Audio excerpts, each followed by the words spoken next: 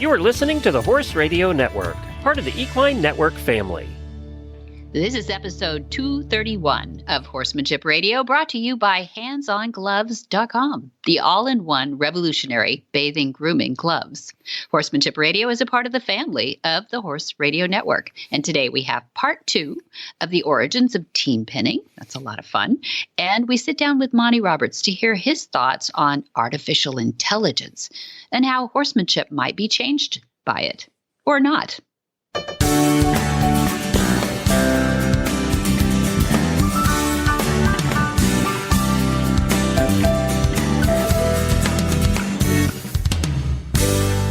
This is Debbie Laux, and you're listening to the Horsemanship Radio. Thanks for joining us.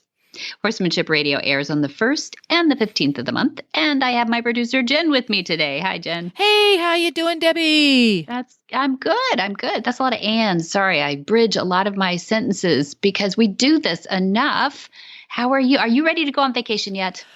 We're gearing up for vacation, yes. Yeah. You're gearing up for a lot of work because you have the regular schedule at Flag is Up Farms going. Get a vacation. No, not for the next couple of months for not sure. For We're going to go to Brazil in August, and we'll be talking a lot about that after the fact. Because I have no idea what we're going to do there. So we do. We kind of have an idea, but I'm sure it'll be much more exotic than I even know. Yeah. But yeah, we've got a ton of stuff happening at Flag and California Horse Center. So people ask us, what's the difference? Well, Flag is our iconic farm that's been here in the family since 1966. California Horse Center is not just one part of the facility. It's really the overarching reason for a new title because we wanted to say we're taking a new direction, not just with thoroughbreds. We do have those in transition to their new jobs and new vocations, but we also have thoroughbred crosses like Connemara crosses and others that are going to do other things like jumping or maybe 3-day eventing, or maybe there'll be a dressage horse. I don't know. But what we do is we start a lot of them or restart a lot of them and put them out into the universe in adoption homes that we love and know and see them do other things. So that takes a lot of our time because to bring a horse from the track and make sure that he's healthy, he doesn't have crumbly feet, which they always do a little at first. We pull those shoes off, we put them on grass. It's going to be a different world. So there's a lot of that holistic health and training that goes into that. So yeah, it keeps me busy, and the movement's keeping me busy, Jen. I'm getting all kinds of questions firing at me now. Where do we stay? How do we get there? What time does it start? And so here we go. We're close to a month out here now. All those things with an event. And I love it because it means company's coming, and you get all polished up for company coming, don't you? Oh, there you go. Gives you a good reason to spiffy the place up even more. It's fun. Yeah, it is fun. It's starting to look really beautiful. We have some weddings out here occasionally too. So, that makes the white roses all look beautiful. And yeah, so it's fun. So for the movement, somebody wants to go to the website, MontyRoberts.com. Where do they go on the website to find out everything they need to know about the movement? Yeah, great question. Thank you. Slip over across the tabs at the top. You'll see shop there. Click on shop and scroll down to special events. Okay. And click on special events. You'll see 2 things there. And then you're going to get an annoying pop-up. Perfect. Because that pop-up is going to have a link in it that says, go here and find out more information, right? But you can also click on that special events and it'll take you to the page where you can buy a ticket. And it has a little information on the movement in there. Yeah. There. Or if you're not much for clicking around websites, and some of us aren't, you can call a friendly voice at Flag is Up Farms, the California Horse Center. Can you not? Yes. 805-688-6288. Thank you for asking. There we go. And for those of us who are not good at numbers, you can go to the website and the phone number is really, really easy to find. Yes, not much clicking involved at all. No, we're not like, Google doesn't want you to find their phone number. Right. Have you ever tried to find a human being at Google? No, they don't exist. Any of those tech companies, they don't, you know what they usually even say? No telephone service. Go away. Go away. It's all esoteric. It's AI. Speaking of AI. Oh, AI. We're talking about AI on the show today and how it may or may not move horsemanship forward in a good direction. I'm very curious to find out. After that, I want to hear what you think after you hear Monty opine on artificial intelligence. Isn't that cool? Well, before we get to our first guest, we always have a little chat about Hands on Gloves because they are our title sponsor after all. And you had mentioned something a little earlier about a mare you had there at the farm that could benefit from some new techniques with the Hands on Gloves. Yes, I loved you. We were talking about Hands-on Gloves being so clever. There's so many different things about them that we love. But the one thing this poor mare is always suffering from are the little drips off the belly when we wash her. And she's such a sweetheart. She really puts up with a lot. But for her, you can just tell it's like super ticklish, like there was flies all over her belly. And it's not, it's just a little water drops, But even after you scrape her off, you know how the water creeps down under there and it drips a few more times. It drives her bananas. And you told me about a video that showed a guy who had thrown a towel over his dog in this case. But before you put it back in the car, PU, you get out a towel. But for those who, want to really be able to grip the towel and really get a good job done of drying the dog or the horse in this case. And I could really reach under her belly by putting on my hands-on gloves, grabbing the towel, and, I don't have to hold it very hard if I can scrub under her tummy with that towel and get those last little bits of moisture out of there so it doesn't bother her. We've all taken the towel and we dry some part of the horse with the towel. Mm-hmm. Well, the towel dries the top of the hair. Right. It does, especially as their hair gets a little heavier in the wintertime. Yeah, here we are. It doesn't get down. And it's like trying to wash your hand without using your hair, without using your fingertips. It doesn't work. Exactly, Jen. That's a perfect analogy because I can't get in there, especially under the belly. It's kind of loose skin and that's perfect. Brilliant. So washing your horse, give him a quick scrape, and you've already got your hands-on glove on anyway because you were using that to scrub your horse. Yep. We'll just grab the towel in your hand. Give the tummy a rub, give the legs, and what a great way to also get the legs and fetlocks and coronets really, really dry because that's going to ward off scratches. Yes, that's another thing that we can get here in the tall grasses. And she is a pasture horse, but she's absolutely lovely. And she loves her spa days and loves her grooming, but she hates her little drip drops. There we go. Her tummy. Yet another. We're going to have to develop a pamphlet, 101 useful ways that you can use your. I'm telling you, every time you get horse girls together and you talk about hands-on gloves, we come up with a new one almost every time. Every time. And you can find out more at handsongloves.com or you can find them at your local retailer. Monty Roberts first gained widespread fame with the release of his New York Times bestselling book, The Man Who Listens to Horses. It's a chronicle of his life and development of his nonviolent horse training methods called Join Up. Monty grew up on a working horse farm as firsthand witness to traditional and often violent methods of horse training and breaking the spirit with an abusive hand. Rejecting that, he went on to win 11 World's Championships in the show ring. So I wanted to sit down with you today, Dad, and have a little conversation that is a little bit art and science. It's a little bit old school and new school. It's a little bit about the past and it's a little bit about the future. Okay.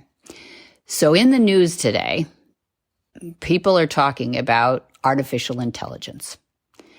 Artificial intelligence, you and I just looked up the definition of artificial intelligence or examples of artificial intelligence.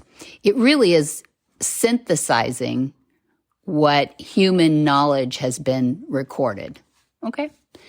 Now we know the horsemanship has been around since probably long before most people were recording information about horsemanship, right? What do you put as a year of how long has horsemanship in the sense that you and I know it been around? Well, as you know, I've been through the caves in Southern Europe and a little bit in Africa too, quite a bit in Africa too. And it's pretty clear that horses were under the guidance of human beings to become domesticated about 6,000 years ago. And this is before they used them in war or anything. And oftentimes we think of horses as they are now, being done this way 6,000 years ago. And the fact is that horses were less than 1/3 the size that they are now. And as they crossed out of Africa, across a short piece of water there, salt water, and entered into the Asian area, Mongolia became an area that was vast with grasslands and all sorts of things that people could eat. Deer, antelope, I don't know. There were so many animals and birds that people could live on. And these people never had a car, did they? No. They never had, they never rode a horse. They wandered up and down through Mongolia. Let's take that part of the world for a moment. And the children, it appears in the caves when you see the drawings, the children would find a baby horse. And they would, like kids will do, they would be shown loving this baby horse. Probably the mother died, or the mother was killed by a lion or some predator. And then this horse would grow up with the family. That's how domestication took place. There was no real intelligent plan to domesticate horses, nor was there a plan to ride horses, nor was there a plan to have horses carry things for us or plow our fields or anything like that. That all grew after about 6,000 years. I studied this hard, and Zurich University really spent a lot of time with me, allowing me to use their instructors and to learn why horses have come to be what they are, how it got there, who is responsible for it, and how horses think, how people think, and how the combination of the two brains think. And this is my life. This is my life. I'm 88 years old now, and oftentimes I forget where I left my water bottle. Mm-hmm. But I don't forget the things that I learned in universities, quite a few universities, but 2 doctorates in behavioral sciences. In other words, why do we do what we do? What possesses us to do what we do? How did we learn to do what we do? Why don't we do it this way, or why don't we do it that way? It's been a fascinating life for me to study the characteristics of thinking by flight animals that a lot of people will say are not intelligent at all, when in fact we know that in many ways they're way more intelligent than a human being. Right. In ways. Survival attributes, exactly. Right? Yeah. We always joke that if we had to put money on the scientist crossing the Mojave Desert and the Mustang, you'd put your money on the Mustang, right? Yeah. Correct. So their intelligence is measured by different things. And artificial intelligence now, we're learning, is a drawing on of that intelligence that is recorded, right? So even though horsemanship may have been passed orally or even just by practically from generation to generation to generation, not a lot of it was recorded until when? I don't know. Probably you see Roman times records some of the methodologies. Some of it was actually not so bad. You know, there was the You mean with a pen and pencil? I do. Yeah. Someplace where there is intelligence put down. And I use intelligence loosely here because it is just a recording of how we think or what we're learning. Maybe it's a textbook, maybe it's anecdotal, but it is a recording because artificial intelligence with machines has to draw from something.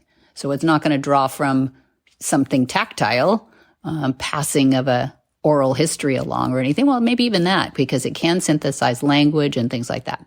So here's my question.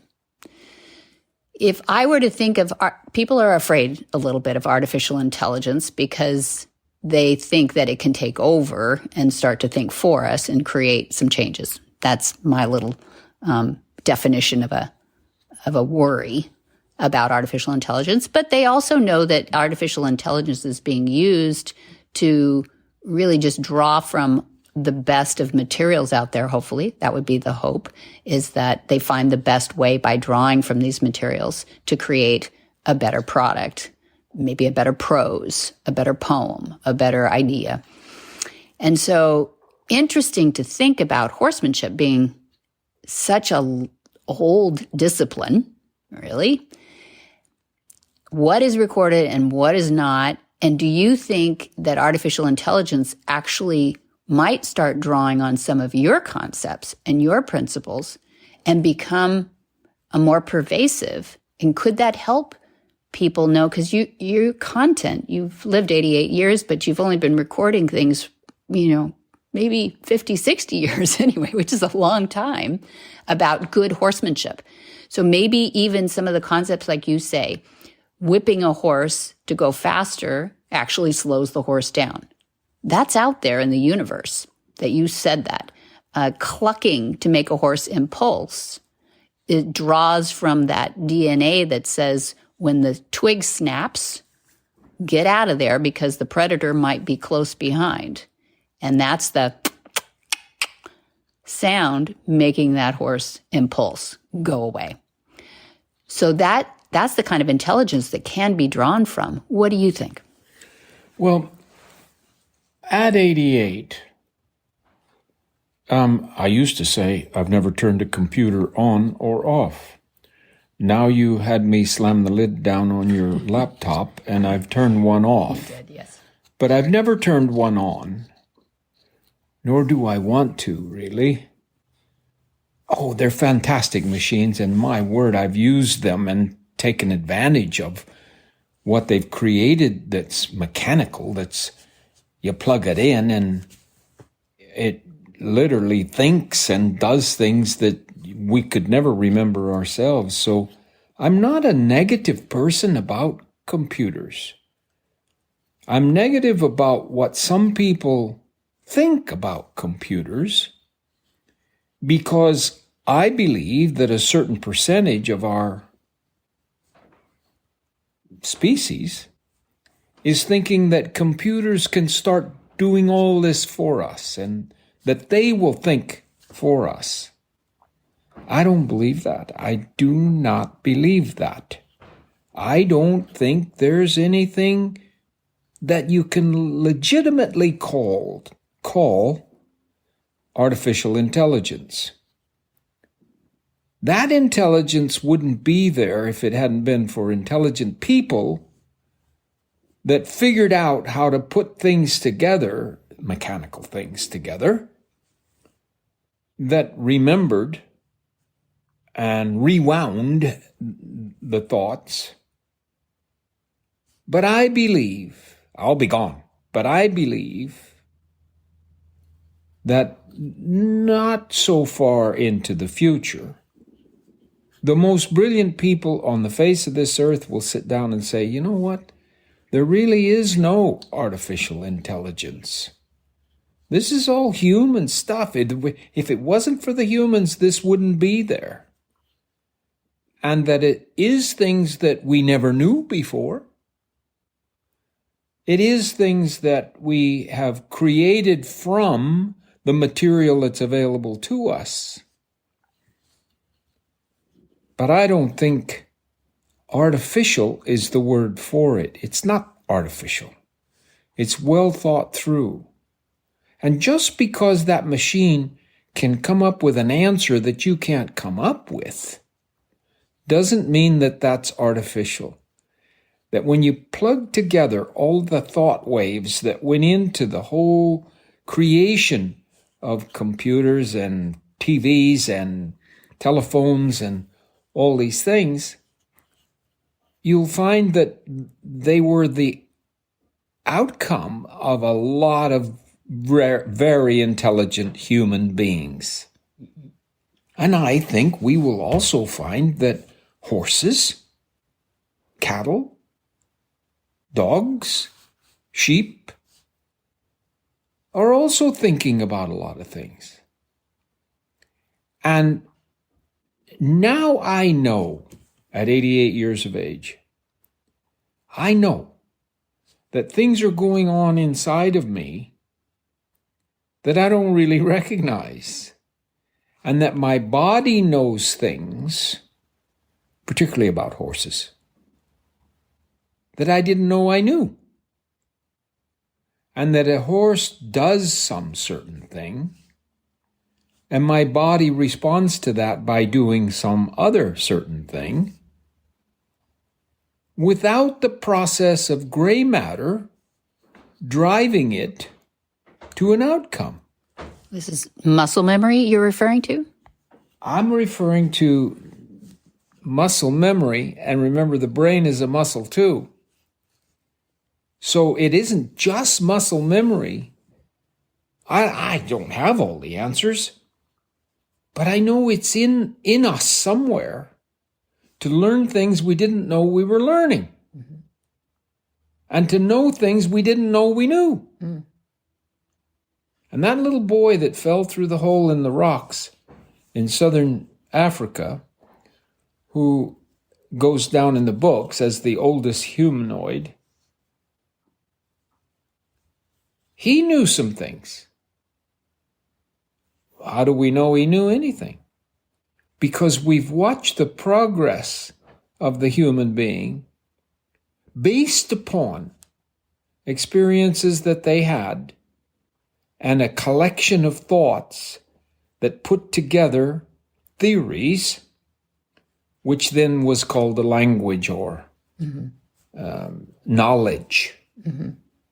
And I wish I could live to be 3 million years old, because I just can't imagine how, we're going to travel through space, apparently.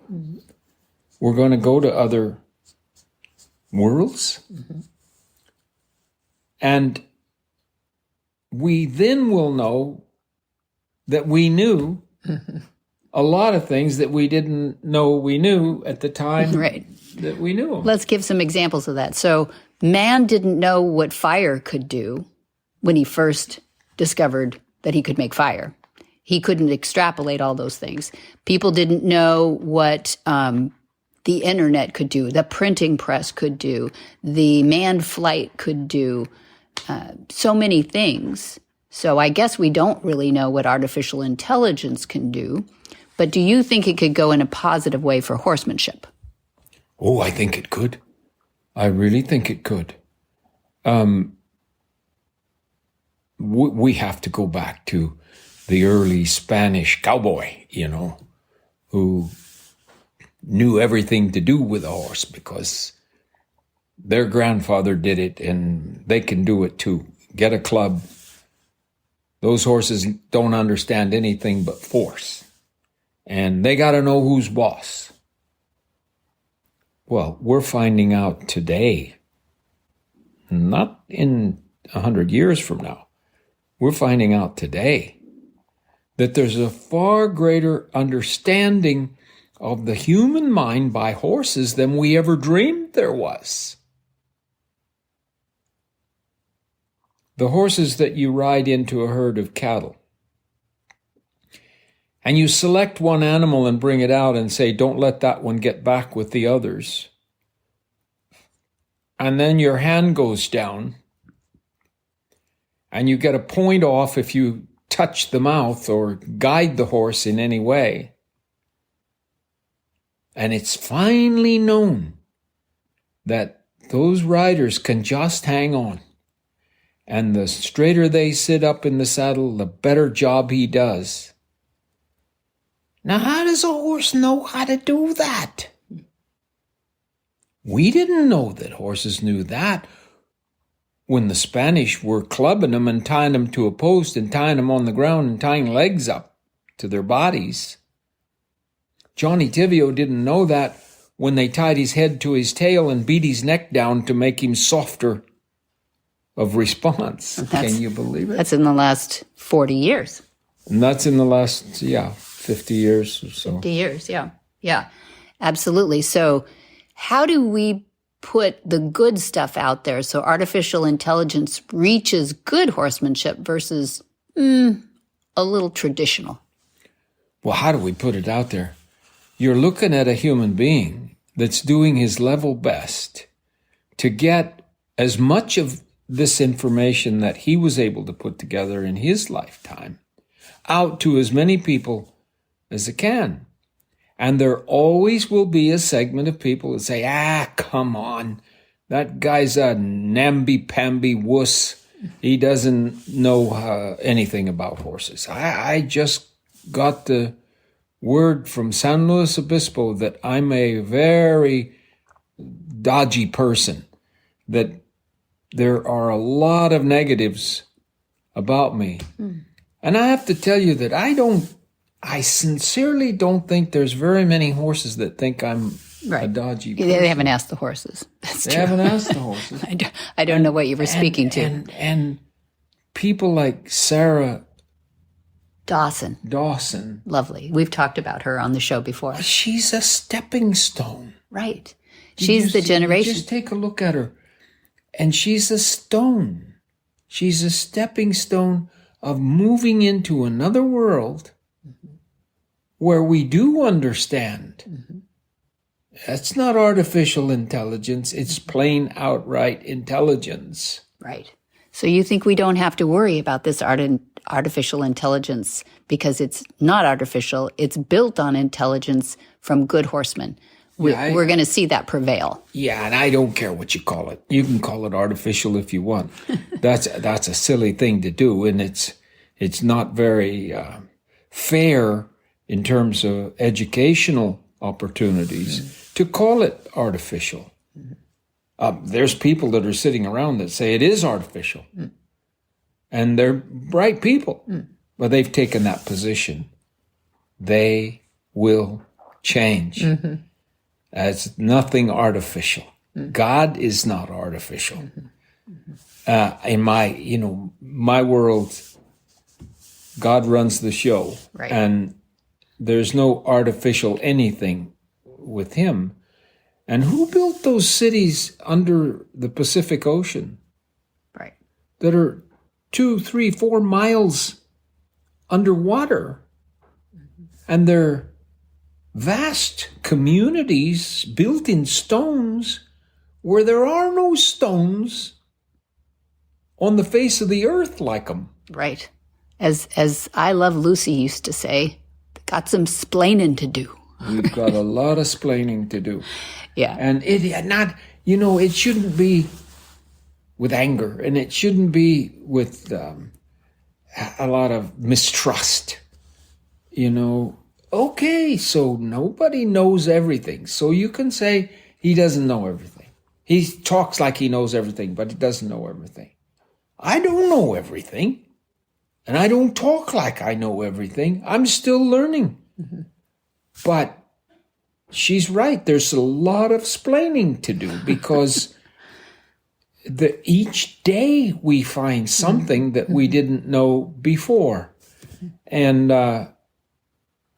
artificial intelligence is a way to explain a piece of thoughts coming from the human mind that aren't understood yet. That's right. Yeah. And that's all about education. And you've always been about education. So thanks for sitting down with us and calming us down about artificial intelligence. It's easier to tear things down than it is to progress. Oh, yeah. You can complain about what people are doing. The story about me being thrown out of 4 halls of fame. And the reason was, by the head of the committee, you don't appreciate tradition. Exactly. And I guess he's right. Yeah. I don't appreciate tradition. You outgrew it. If that tradition says you can't improve or you can't learn anything else, then I don't appreciate tradition. But I do appreciate tradition. Just the same as every step in the ladder has to be there. But it's a long ladder that I don't think we've seen the top of yet. Right. And artificial intelligence might be one of those rungs. Right. That's maybe it's getting close to the top. I don't know. They say that there's already spaceships coming into the United States and so forth and so on. And one thing that this species has to come to grips with is that violence never solves any problems. Those people who want to be violent or initiate violence, China's going to get a nuclear bomb on us. We're going to get a nuclear bomb on China. Russia's going to take over that country. And none of those attitudes of domination have ever proven to be better for this earth of ours than before them. Mm-hmm. So we need to all get together and lock arms and say, okay, no more violence. Let's take a hard look at where our life is going. Let's guide our life with a degree of intelligence that eliminates any form of violence. And there's a lot of it still going on, and it's all first grade idiocy.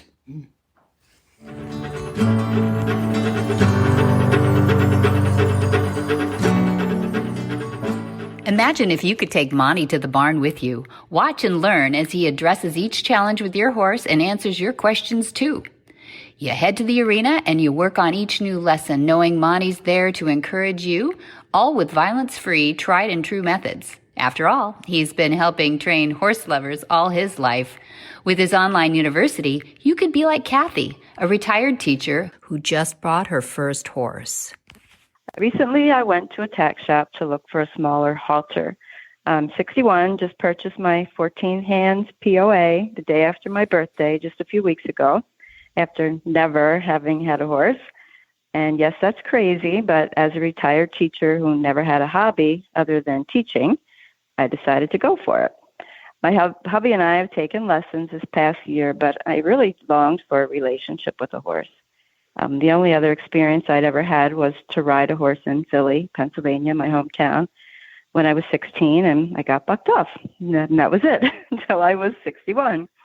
Well, the owner of this tack shop, this precious lady, 84-year-old lady, gave me a copy of this magazine, Equine Monthly. And the article I read in it was Horses Are Biofeedback Beings. And it was just so interesting. I really felt like I just found a pot of gold when I read it, because in it talked about Monty's online university and that I could have access to 575 videos for $10 a month. And before that, I was just searching YouTube for everything I could find. But truthfully, that's just a pain. I love that the uni videos are concise and they're in order. They have extra notes and a quiz. And I just can't thank you enough for the huge blessing of your online university. It really has changed my life, and I will never be the same. I've had my horse Jack now for 7 weeks, and thanks to the videos, I've done join up with him, and it really worked like a dream. I had to do it in an arena, but it still worked, thanks to Monty's lessons and the cues and the hand signals. The ability to watch the lessons over and over on demand is incredible. So I also want to thank you so very much for making the online university affordable for this retired teacher. Thank you so much for all that you do for everyone who really wants to love a horse. Kathy.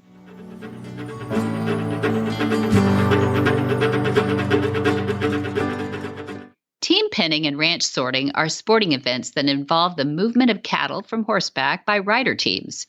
Created to preserve that traditional skill sets of working horses and handlers, penning and sorting challenge modern riders and mounts to compete in a timed event to identify, move, and then pen specific cattle from a herd in a limited amount of time. Penning and sorting are timed events that involve speed, precision, and strategic planning in order to quickly and accurately cut and pen the cattle. This is the second half of our interview. The first half is on episode 230. That's right. And this interview features John and Georgia Wiester, along with Pat and Monty Roberts. I want to hear from the Wiesters now, too. So you guys, were you competing, John, in the team penning before you met Georgia? Or was that? Probably just about that time. So this is what in the I 70s. remember best of all was the family team penning. That's what I remember. Monty mentioned earlier about fun.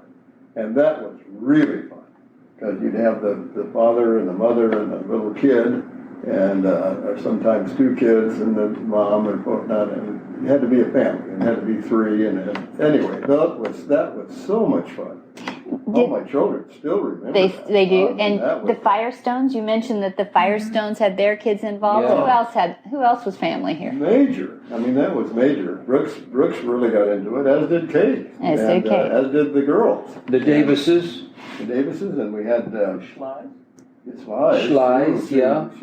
Schley family. Nancy Schley. And my gosh, that was Sandy Collier. Well, Sandy Collier and Georgia and one other lady who I can't remember had the world record for women at one time. I think it was 30 seconds or something crazy. I don't know. I just know one time when we were running after him and one went out over the fence. And the speaker said that we were eliminated for roughing the cattle. That's just not so. The cattle are roughing you. And then another time I remember with John, and I can't remember who else was with us, but it was over in Lompoc. Mm-hmm. And I had a great little horse, Sundance, and it was small, and it was like a Mustang. It may have been. Yeah. And we were running straight for the fence. We had one thing that really makes a difference when you're team penning is where your numbers are when you first spot them, because they just might, by a fortune, be all together in one group. Then you can round up and get them in there really fast, but when they're spread all through the group, it's much harder. But we had a really lucky break. And I went after mine and was riding hard toward the fence. And of course I was going to go left, scoop around to put them in the pen. But somehow Sundance had another idea, and Sundance went right, and I went straight. Nope. And I still had the reins and somehow landed on my feet, and I knew I was in trouble. I got back on as fast as I could, and of course the cow had disappeared. And we started to bell riding, and we started to ride out of the arena, and John starts yelling at me, and the arena had high sides, the sheet out of it had high sides. There was a cowboy sitting up there. I don't remember who it was. And John was saying to me, "Where were you? What did you do?" And this man up there on the fence said, "She fell off." And John started into a fight with him. And I just rode on out. I figured that wasn't a good place to stick around. But we had a lot of fun. I don't remember there being money in it in the beginning. No, I sort of remember the change coming when we did bots came in and people started practicing and videotaping themselves for practice and everything. We never did that. We just... Is there money in it now? I bet there is. Yeah. I never saw any money from it. We didn't either. The money was all going the other way. Yeah, I think that's the way a lot of these disciplines first start. It's it starts off as something fun, and it's a really challenge and backyard and family. That's right. Big day. Yeah. So tell me about the horses. Dad alluded a little bit that you could pretty much pick a horse that didn't blow up or ignore you. So what kind of horses did you use as a rule? One Mustang, I've heard. Yeah.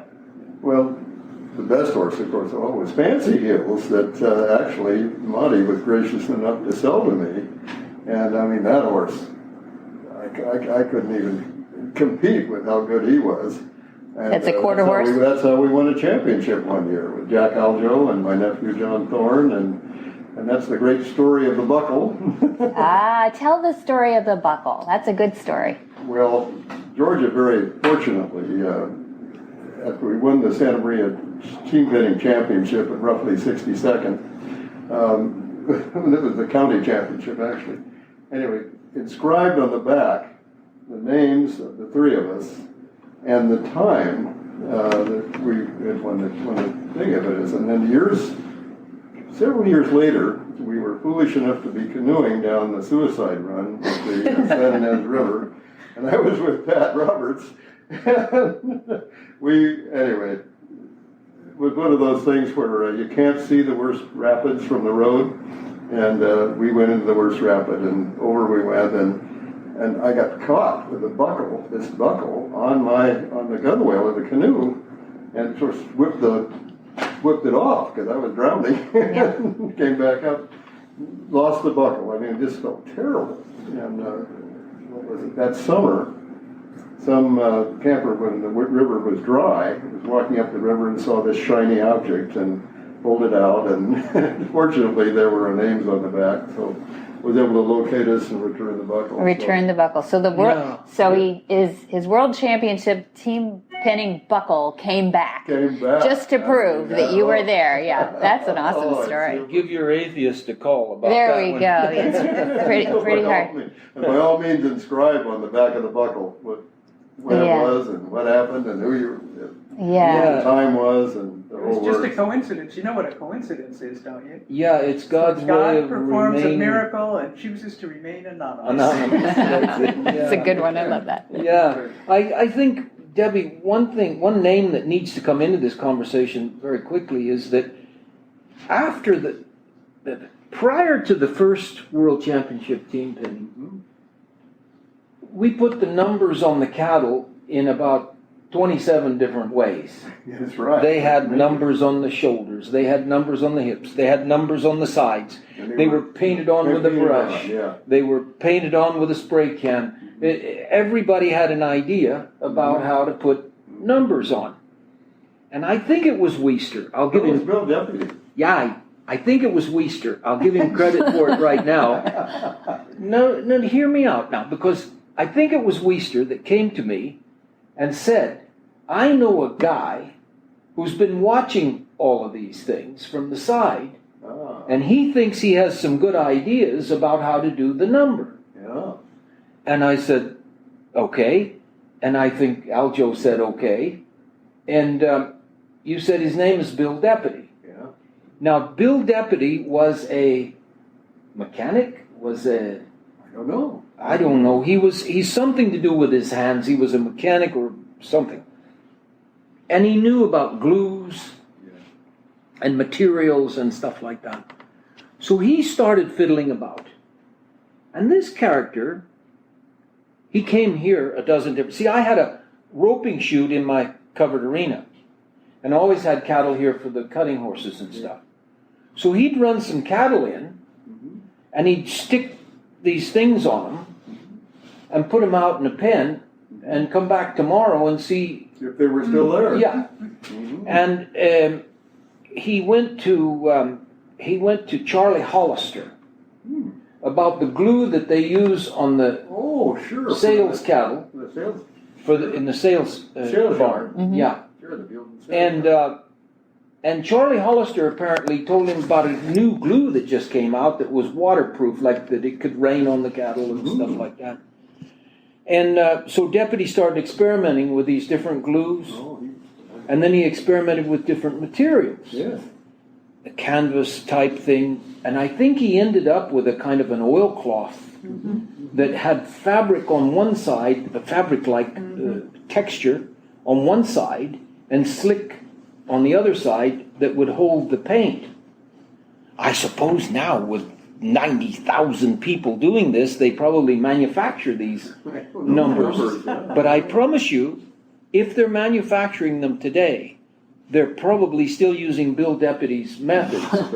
Because when Bill Deputy got it right, we just never had any problem losing numbers after that time. People could read them really well. You could read them clear across the thing. He placed them in such a way so that excrement from the other cattle didn't cover them up, and bumping the fence didn't curl them up, and it was a Right tremendous on the thing. flat of the hip up on top. Yeah, and Bill Deputy still comes here.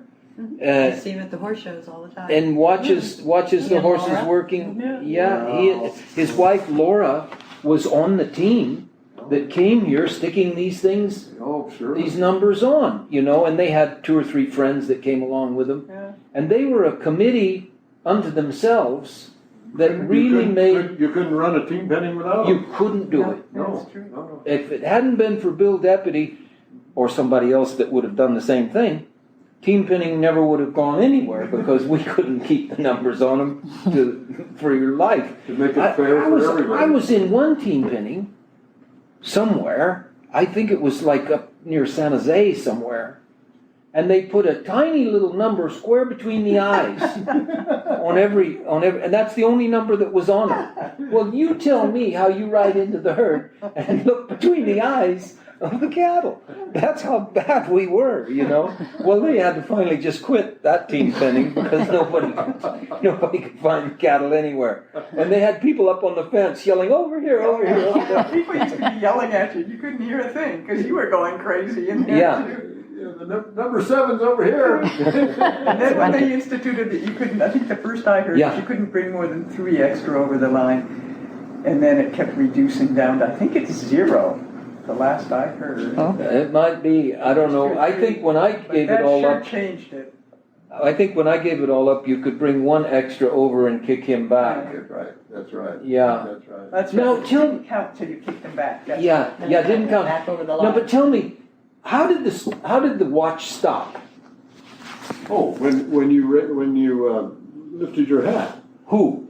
Whoever was the in first, the gate. the first team, the first one on the 3-man team that did it. It didn't have to be all 3. No. But you all had to be across the line on the right Yes, side. across the line. And all the other cattle had to be on the other side of the line. Right. Okay, But but 3 people didn't have to be standing in the gate. No, No. just one. Just the one that made them all go in there. Well, the last one, first one, as soon as he went in, raised his hat. That was it. Well, if you didn't have a hat on. Well, you better Hats have were a hat. required, remember? What's that? We had to wear hats. Is that right? Well, That's it, right. it was required, but you could lose one during your Yes, run. yes. But you had to But I enter guess the you could just competition raise your with hand Yeah, and get right. the, yeah.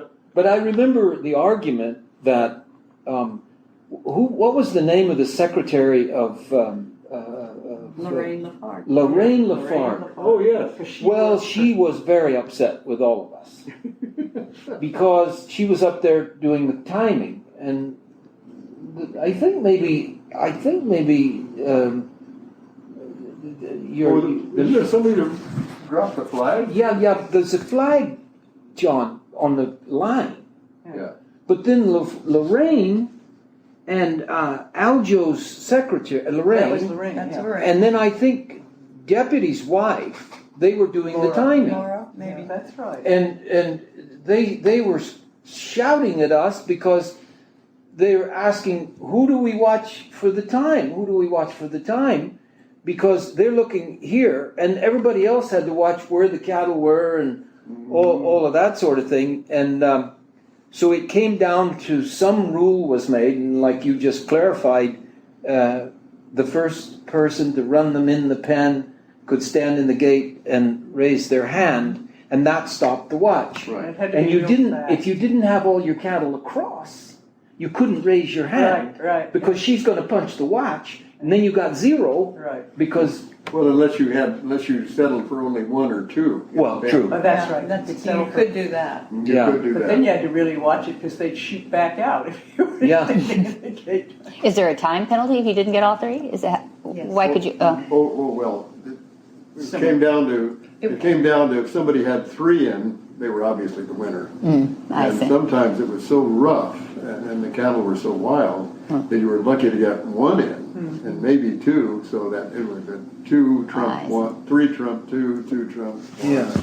Whatnot. Yeah, so it's a balancer within Right. the cattle themselves. That Yeah. became pretty fun. Yeah. But of course, the big deal is get your 3 in as fast as you can. Yeah, Well, that's you know, the trick. I think, Debbie, it's important to say that a lot of people who love horses and animals in general are often looking for things to ban.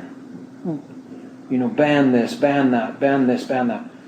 And team penning came along at a time when horses needed something to do. We don't need them to plow the fields anymore, or pull the trees down and all that sort of thing. So you just keep banning things, and pretty soon nobody needs a horse for anything. And having fun, and a family, like you all mentioned. Really great. Team penning brought a whole new perspective to at least the Western world of horsemanship, in that it gave thousands of horses another job to do. And even people who weren't competing in team penning were home playing with it, you know, and jackpot roping arenas would have team penning on the Wednesday or something like that, you know.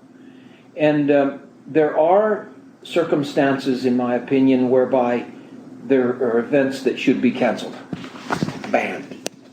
The Omak suicide race. Okay. A horrible thing, jumping horses off a cliff into a river and swimming across the river and stuff. They killed horses and everything. Just ban it. That's okay. And it is banned. And it is banned. Yeah. And the wild horse race should be banned, and it is pretty much no longer in existence. Mm-hmm. But the thing they do in Italy, called something or other, where they run those horses, they run races on cobblestone streets. And the horses are falling down, people get killed, and horses get killed. You ban them. But be careful what you ban. Right now they're talking about banning horses from the carriages in New York City. My opinion is that the real estate people want those stable areas for high-rise buildings. Probably. But they say that they're badly cared for, they say their feet are bad, they say this and that and the other thing. And they may be right in some instances. But with today's standards, you could chip these horses and be sure that farriers went by and checked them. You could be sure that veterinarians went to see that they were cared for properly and that their weight was right and one thing and another. And those kids in the middle of New York City may only see one horse in their life, and it's on a carriage. And then you have places like New Orleans and several towns in California and Texas and Solvang right here. Solvang right here. You know, we need to be careful what we ban horses from, because they've been banned from enough things, in my opinion. We just need to get our events better, more compassionate to that's the what horses' you've needs. done with team penning, and that's what's so fun about this conversation is going back to it. Exactly. We're putting team penning on the radio, because it is finding something else for the horse to do that's fun. It's wonderful for the families. Right. And I'm also hearing that it's a dating service, because Georgia and John were dating at the time, but Mom tells me that she was actually dating you when you did your first team penning. So I'd love to hear from her about that. That's true. That was in 1955, I believe. And at that time, there were a lot of mixed team roping and team penning. And it didn't necessarily have to be a mixed team penning, but I remember that my introduction to team penning was that year, 1955, and Monty and I going to King City, California, and competing in the mixed team roping and the team penning, and we won both. Wow. Did we? We did. Holy moly. I know. Were we the only ones entered? No, we were the only ones entered. Undoubtedly, I was the greenest, though, of anyone that was in that competition. So Well, it was your first time, so that's as green as grass. Yeah, and I was. Yeah, But well, it was fun. there were a lot of mixed events at that point in time, and now the dadgum girls are taking over. Good job. So there you go. The way it is. It was really fun with the family, seeing the little kids out there, though, with their parents and the interaction, and we'd all camp in those overnight out in the dark. I can remember in the tents, and we had all the kids along, and then we had the dance afterward. I think it was the Egan brothers. Yeah, Egan brothers. Goodness.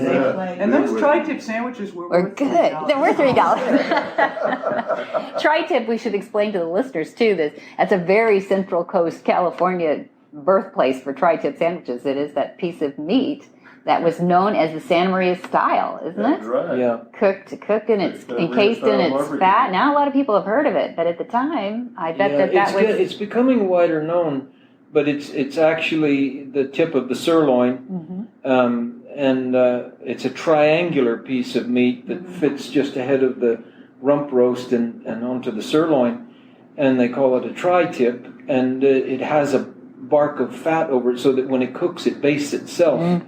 And it's tender and it's tasty, and the FFA needed the funds, so it probably cost them $2 to make the doggone sandwich, and they were getting $1 for bringing it up there to us, you know. So I was pleased to have gotten them, and it was a lot of fun. Remember Dick McBride? He was the coach of the football team at the high school here, and he started team pinning, and he was a madman out there. I remember one time, you'll probably want to cut this, but I remember one time we were up there and the dance was going on and stuff, and the Hells Angels motorcycle group came rumbling into the campgrounds, and that was a real war.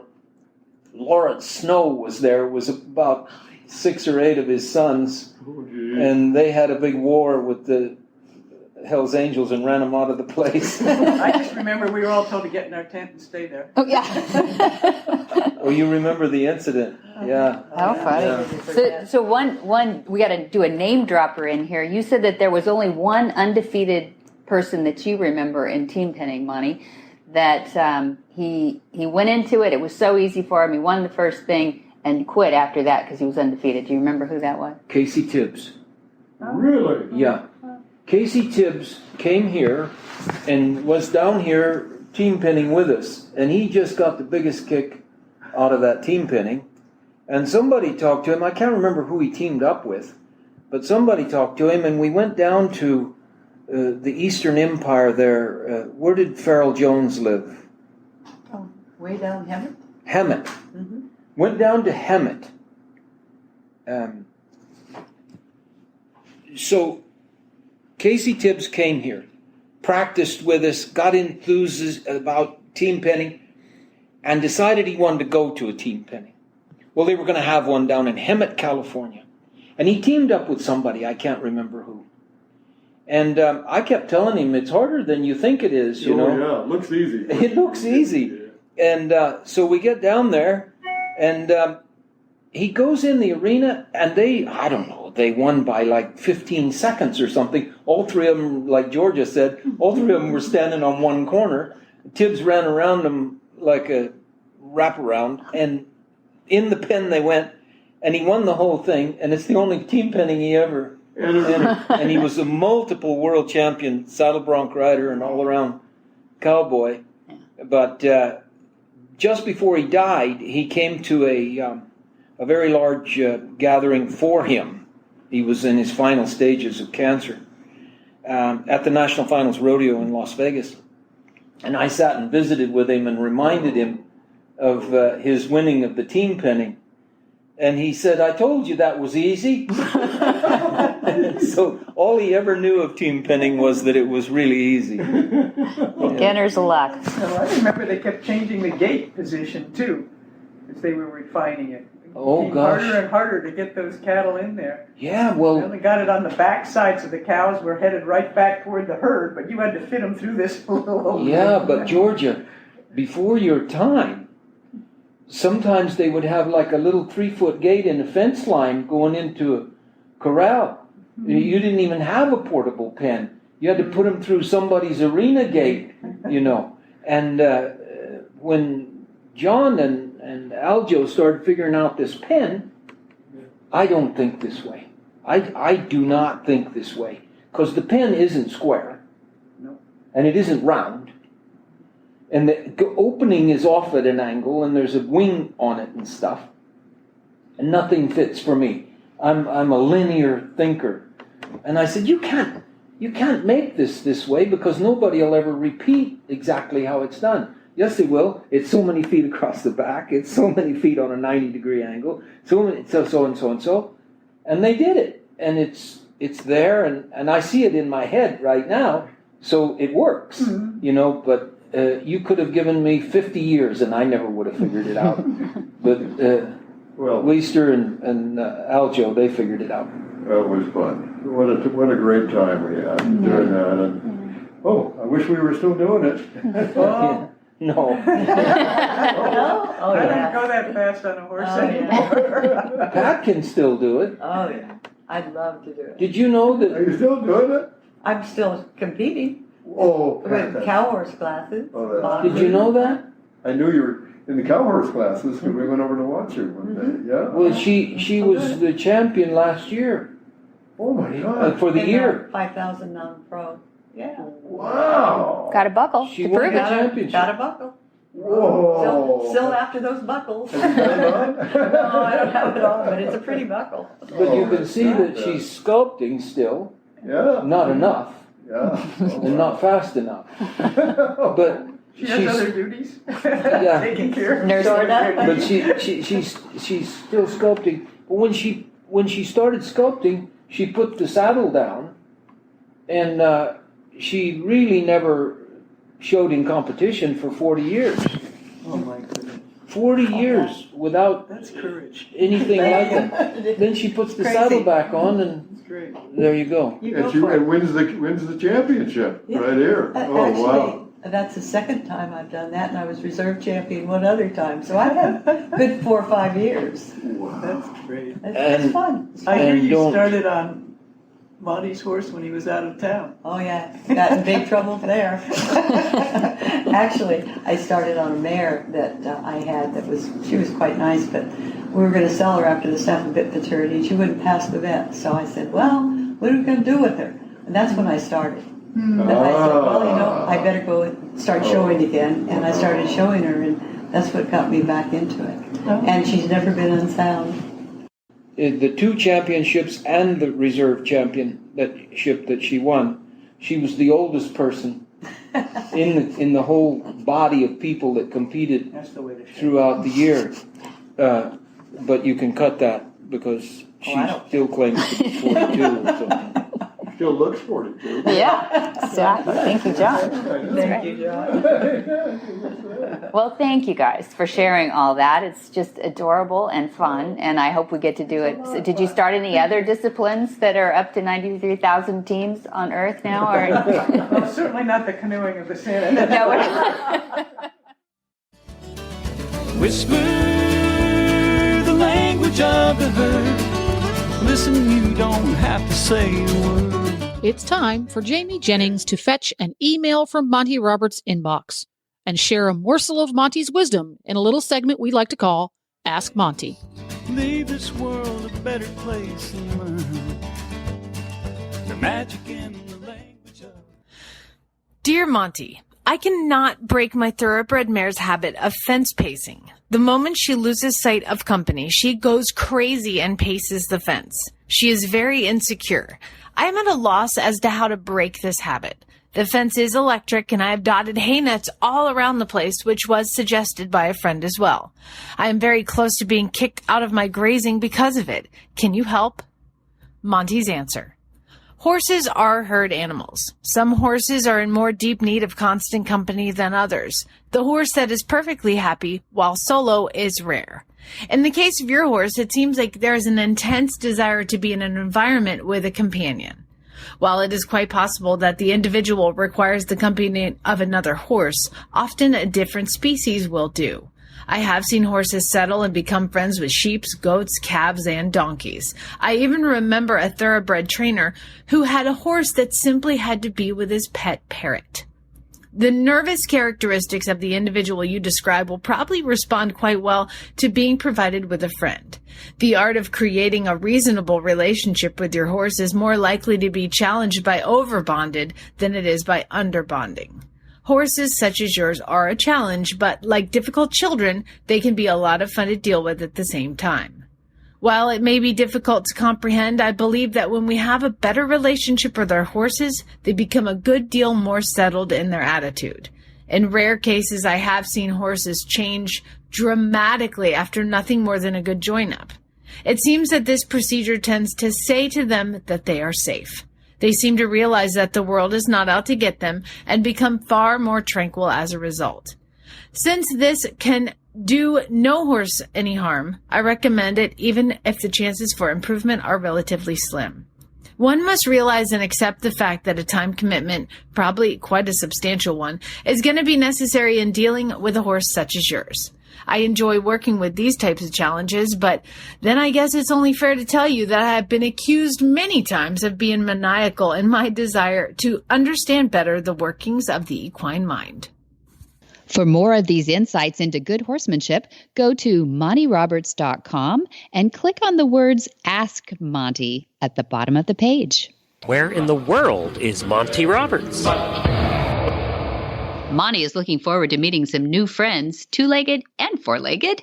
On the 19th of May, we have a Horsemanship 101, and on the 20th of May, we have a Mountain Trail Play Day. In June, we have 5 through 9, the Gentling Wild Horse Course, that's 5 days. And then June 10th, we have a Mountain Trail Play Day, and June 16th through 18th, we have the Movement. We're going to see Glenn Hebert out here, and Jamie Jennings, and Jared Rogerson, and so many other professionals that are going to have a lot of fun. So that's June 16th through 18, Friday, Saturday, Sunday. And then July, we have on the 8th, we have a Mountain Trail Play Day. On the 10th through the 14th, a Monty Special Training. On the 15th, we have a Horsemanship 101. And the 31st of July to August 4, we have another Gentling Wild Horse Course. We have a lot of wild horses around here.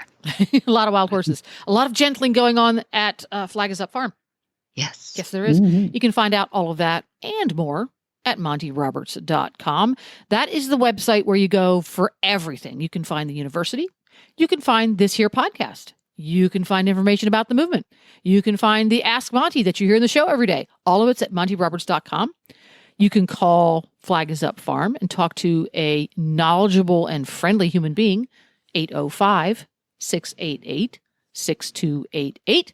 And if you want information about today's show and you want a unitasker, go to horsemanshipradio.com. You're going to find links, photos, and information about today's guests and topics. We love your feedback. We love your interaction. We'd love to hear about what you want us to talk about on this podcast. Do that is by posting on Monty Roberts' Facebook page, Monty Roberts with the little blue checkmark. Monty Roberts is also on social media, both Twitter and Instagram. His handle is Monty_Roberts. Many, many thanks to our sponsors, and they are. Oh, thank you. It's HandsOnGloves.com and MontyRobertsUniversity.com. And be sure to visit all the other great shows, too, on the Horse Radio Network at HorseRadioNetwork.com. Until next time, have many happy horse hours.